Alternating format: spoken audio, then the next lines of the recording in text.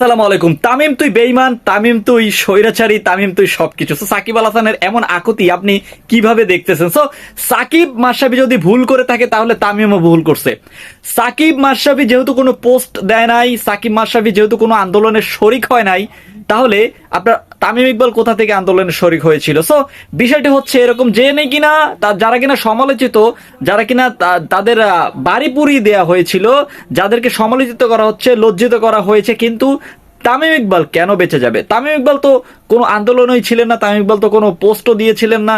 তামিম ইকবাল তাহলে কেন এরকম? হ্যাঁ, তামিম ইকবালের নাফিস ইকবাল হয়তো অসুস্থ ছিলেন, তিনি দেশের বাইরে ছিলেন, তাই বলে একটা পোস্ট অন্তত দিতে পারতো। কিন্তু কথা, সব থেকে বেশি কথা হচ্ছে এখানে মাশরাফি যেহেতু আপনার সাকিব মাশরাফি যেহেতু পোস্ট দেয় নাই, সেহেতু তারা শত্রু হয়ে গেছে পুরো বাংলাদেশের চোখে।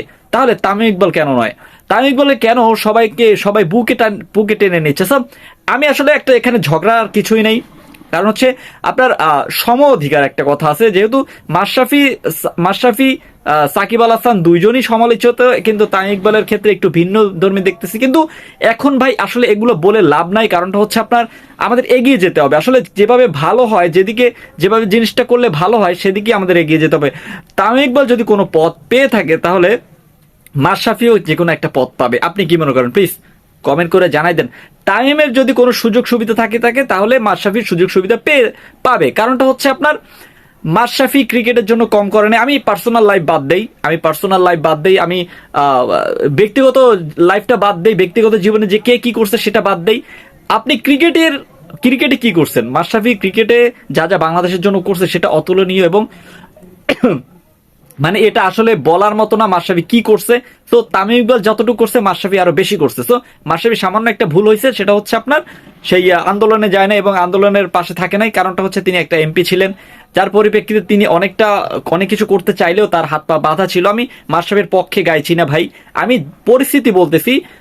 তামিম ইকবাল যদি এই পরিস্থিতিতে আসে তাহলে মাশরাফি সেই পরিস্থিতিতে যেতে ইচ্ছুক কিনা আপনি জাস্ট এই কমেন্ট এগুলো জাস্ট আমি আপনাদের মধ্যে ছেড়ে দিলাম। আপনি কি মনে করেন? প্লিজ কমেন্ট করে জানাই দেন। আপনার মূল্যবান কমেন্ট হতে পারে অনেক কিছু। আপনি মাশরাফির পক্ষে থাকবেন নাকি তামিমের পক্ষে থাকবেন?